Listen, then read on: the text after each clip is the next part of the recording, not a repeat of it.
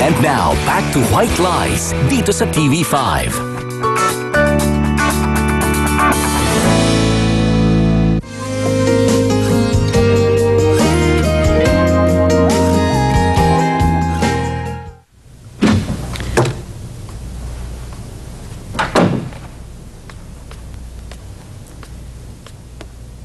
Siguradong pagod ka. Hindi mo ba itatanong kung nasaan ako buong gabi? May emergency meeting ka, hindi ba? Ibig sabihin, nasa trabaho ka. Tama ka. Matalino ka talagang babae. Talaga? 100% ang tiwala mo sa akin.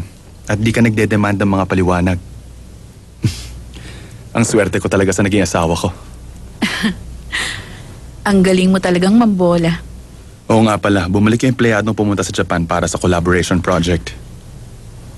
Alin, yun ba yung kababata mong si Edwin Jung? Masama ba yun? Hindi ganun kaganda yung proposal na pinadala sa Dodo. Kaya naman, wala kaming choice kundi ang pag-usapan yun buong magdamag. Sa tingin ko, papasa na yun ngayon. Mabuti naman. Magbihis ka na, mag-aalmusal na tayo.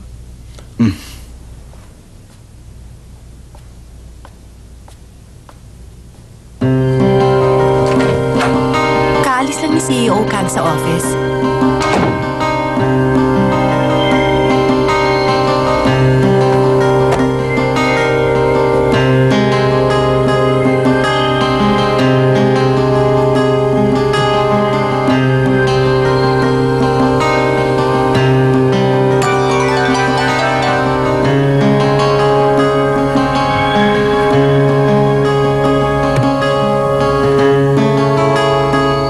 Basta naman tayo na idea mo.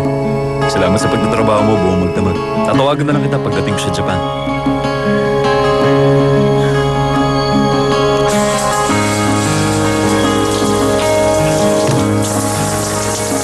Bilis-bilisan mo na dyan.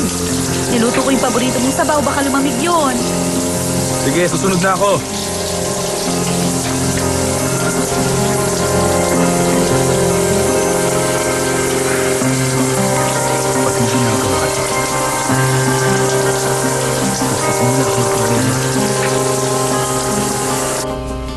Ang bihira, bakit naman cake lang ang dinala niya?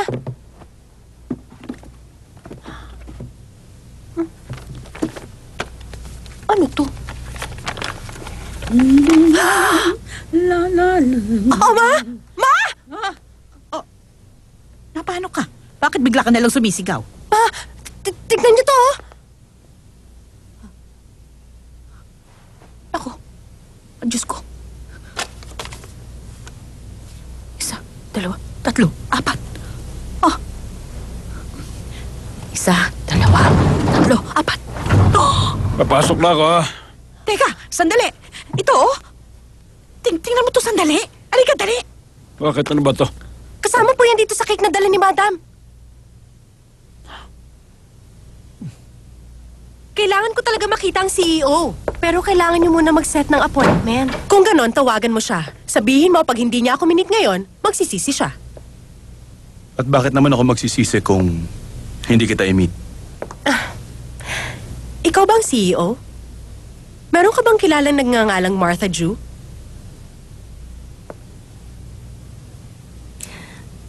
Excited na akong dumating ang taglamig.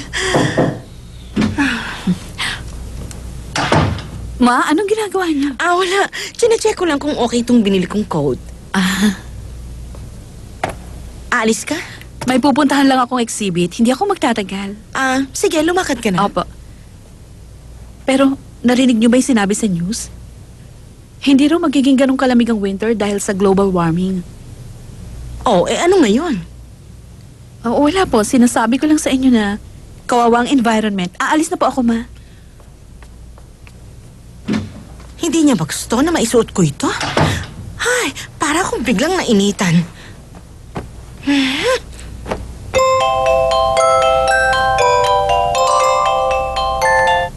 Yes, hello? Ano ba sa tingin yung ginagawa nyo? Ay, ano ba yan? Bakit sumisigaw ka na naman? Bakit ba? Sinet nyo ng blind date si Samuel? Kailangan nyo bang gawin yun kahit alam nyo may sakit yung tao? Jeremy, hindi ko alam kung ano ba yung nabalitaan mo. Pero nagsinungaling din kasi yung babae. Kaya biktima rin ako. Pumupunta lang siya rito kapag may mga meeting. Mas madalas kasi siya nagtatrabaho sa bahay. Hindi ko maibibigay sa inyo ang address niya, pero pwede kayo mag-iwan ng message para sa kanya. Bakit tayo pagkita ka sa akin? Kasi meron lang sana akong gustong itanong sa'yo. Maupo ka, Mr. Rio. Sige. Hindi ba medyo matagal ka na rin nagtatrabaho rito? Oo naman. Nandito na nga ako kahit nung buhay pa si Chairman ka. Ba't mo na itanong? Kung ganun pala, ibig sabihin, yung anak ni Madam Shin, siguradong kilala mo yun. Kasi matagal ka na rito eh. Alam mo, chismis lang to ha. Pero may mga nagsasabi na yung anak niya may diferensya raw.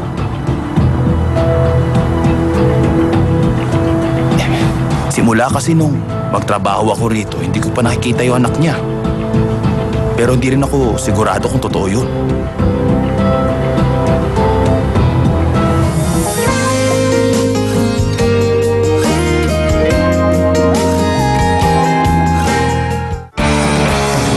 Don't go away. Magbabalik ang White Lies dito sa TV5.